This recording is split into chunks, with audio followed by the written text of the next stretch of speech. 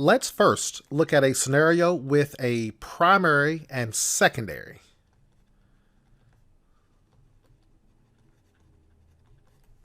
With this, let's say New York City is my primary location.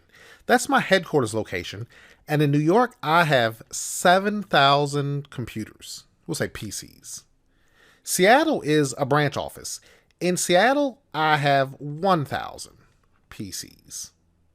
And, a handful of servers in each location. But basically, 1,000 records in Seattle and 7,000 records in New York City. Now, each PC, has a user associated with it naturally. Well, you have a few options. Now, let's say I have a single domain. If I have my DNS server only in New York City, that means all the users here, say Bob Ross, every time he logs on, every time he resolves anything by name, he would have to traverse a WAN link and connect all the way to New York City. Each of my 1,000 users would have to do that every time they query anything by name. That's just not a feasible solution. It generates far more traffic than one could actually imagine. To look at how much traffic is generated, I'm going to pull up my command prompt for a moment. The first thing I'm going to do in a command prompt, I'm going to type ipconfig, if I could spell, /flush DNS. This is just going to purge any content that's already in my DNS. Now I'm going to run ipconfig /display DNS.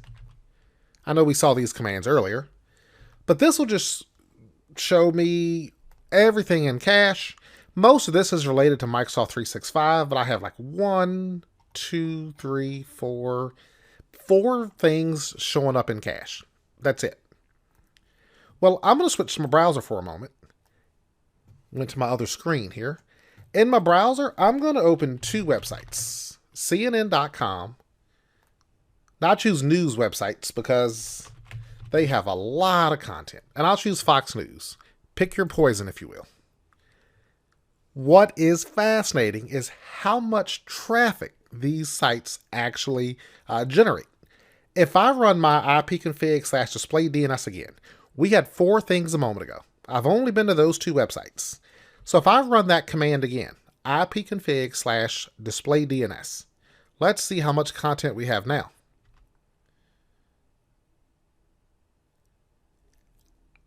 A lot.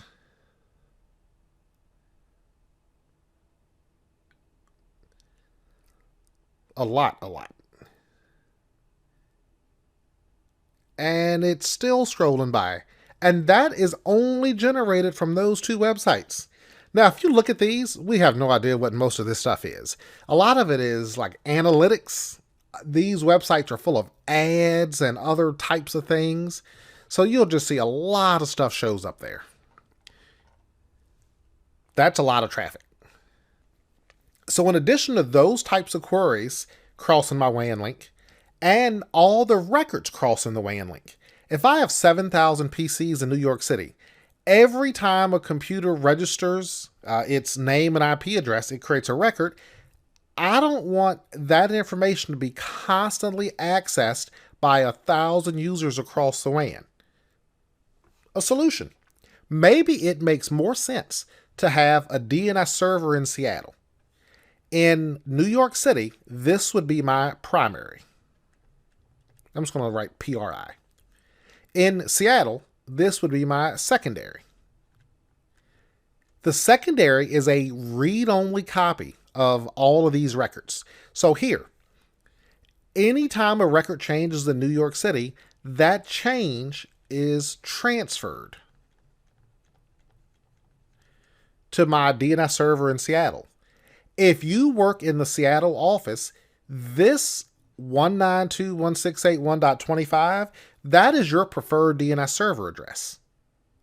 So you're always going to query this DNS server. You're not going to unnecessarily cross a WAN link to look up a name. So my 1,000 users won't do that. Any query you need to resolve, you will pass to this DNS server. Even those 2 websites I went to, CNN and Fox News. Now, the reason I picked those websites is not because I care about the news, but those are two of the most heavily trafficked websites, those types of websites, like news sites. ESPN is another. When you go to it, it generates a massive, massive amount of traffic. That's why they're often slow to load. Well, imagine if you had 1,000 users go to those sites from Seattle and you didn't have a DNS server. All that would get pushed and pulled across your WAN link. Once I have the server in Seattle, all those queries go here. Now, this will either connect to the internet to resolve it, or it'll pass it back to the primary. But then in Seattle, it's going to cache a copy of it. So the next user that wants that a few seconds later, they'll just read it from the DNS server in Seattle. So the ultimate theory behind this, I call it, we believe it may be more efficient to have changes transfer across the WAN link, individually. If a record changes, it transfers across the WAN link. More efficient than having every user in Seattle cross the WAN link to resolve something in New York City. Naturally, depends on your scenario. If I have 20 users in Seattle, we're probably crossing a WAN link for 20 users versus standing up a dedicated server if you don't already have a server there. So it really is a design issue. We just want to know the characteristics of primary, secondary. Secondary, nothing but a read-only copy that you would put in a branch office.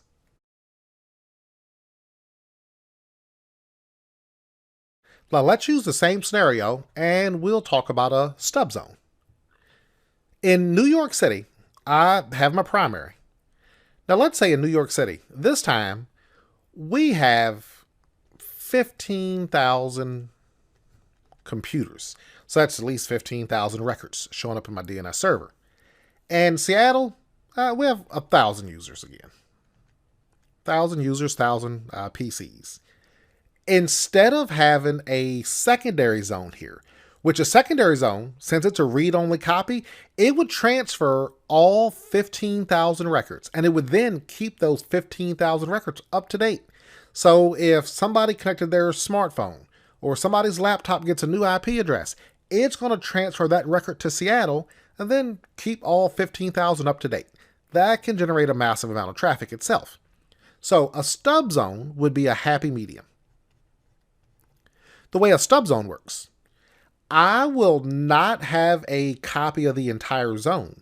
In the stub zone, I will only have records for DNS servers.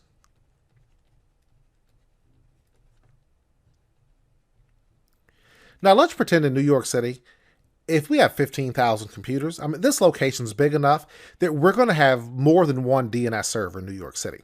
The only thing the stub zone would have in it would be records that list all the DNS servers in New York City. Now, those records are actually called name server. Or NS records is what they're actually named. What happens now? My user in Seattle, they want to resolve something on the other side of the WAN link. They do get directed to this DNS server here, but it doesn't have these 15,000 records on it. Instead, it has a list of DNS servers. It's going to pass that query to one of those DNS servers. The advantage would be, let's say there's 4 DNS servers here. Sometimes that query goes to this one, sometimes this one, sometimes goes to the other 2. So it's truly a way to load balance. So you kind of get the best of both worlds. You don't have a copy of every single record, still have to cross a WAN link to have that resolved. So a happy medium of sorts. Now, one advantage to this, or one more advantage, this does cache the results. So if my user here resolved a file server in New York City, when that gets returned through the DNS server in Seattle, it's going to cache that on the DNS server in Seattle. So if another user wants that same file server, it does not have to go back across the WAN link, if it's still in cache, to actually resolve that name. It'll simply read it from the cache on the DNS server itself. Pretty fascinating. A rule of thumb with a stub zone, you would only configure this stub zone within your company. So we'll say within the same company. Because this type of information, you would never share outside of your environment. And I only say that because we have a solution that's sort of similar, we'll look at momentarily, that you would use if these belong to two different companies. So just within your environment, you would have primary, stub zone, possibly. So within the same company. The last zone type, Active Directory Integrated, which we're just going to call ADI, is what Microsoft always refers to it as. As we said earlier, one big requirement, your DNS servers have to be domain controllers. If they're not, you just cannot host an Active Directory integrated zone. Won't allow you to create one. So we're going to say my DNS02 in Seattle, that is also a domain controller. DNS01 in New York City, also a domain controller. So they're both domain controllers that now run DNS.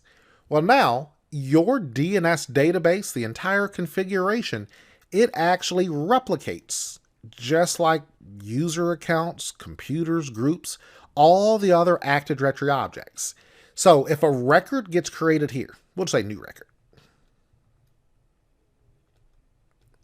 That record automatically replicates over here. So they are identical in every way. Unlike the primary secondary, there's no read-only concept. You could create this record on the server in New York City. You could delete it in Seattle, and it would then replicate that deletion. So it is completely bidirectional, the replication itself. They will refer to this as multi-master, meaning there is no hierarchy. One DNS server is not more important than another or more powerful in any way. Any of these can be fully managed. Create, edit, delete records from any of your domain controllers that also have DNS loaded. Some of the advantages to this, it's encrypted. Now that's just a byproduct of replicating with Active Directory. Active Directory replication itself is encrypted. When DNS replicates with it, it becomes encrypted as well. So this would be the most secure type. Perhaps the greatest benefit is something called secure dynamic updates. What secure dynamic updates mean? I can register computers that are joined to my domain. Only computers that are joined to my domain if I choose that option. This is only available with an Active Directory integrated zone. An example, I have a user, Bob. Bob has a desktop and a laptop that belongs to the company. They're both joined to the domain. So I'm just going to put D for domain join. When these computers power up, the desktop connects to the network, completely authenticates against Active Directory, it will then register itself in that Active Directory integrated zone. So it's going to have a host A record, name, IP address. Bob powers the laptop up. It connects to the network, it's joined to the domain, so it creates a record for itself as well. Whatever its name is, an IP address, has a host A record generated. So both of those are registered. Well, Bob also has an iPad, his personal iPad. He connects that to the network. The iPad will get an IP address from your DHCP server. It'll connect to the wireless network, assuming your company allows that. You can surf the internet, you can do all those things, but because your iPad is not joined to the domain, it will never have a host A record created for it. If Bob has, say, an iPhone or Android, like a smartphone, same thing. Connects to the network, it obtains an IP address so it could surf the internet, connect to resources, but it will never have a record created in DNS itself because it's not joined to your domain. Now, this is an option, the secure dynamic updates. You could choose to register all devices, which would be smartphones, other types of devices, anything that connects to your network that obtains an IP address would register if you allowed all updates. Secure only is only an option with Active Directory integrated. If you go with the primary zone, you will have to register all devices. So it can't distinguish between who's joined to the domain and who's not joined to the domain. So that's one huge benefit. Cuts down on the clutter in your DNS server itself. Pretty fascinating.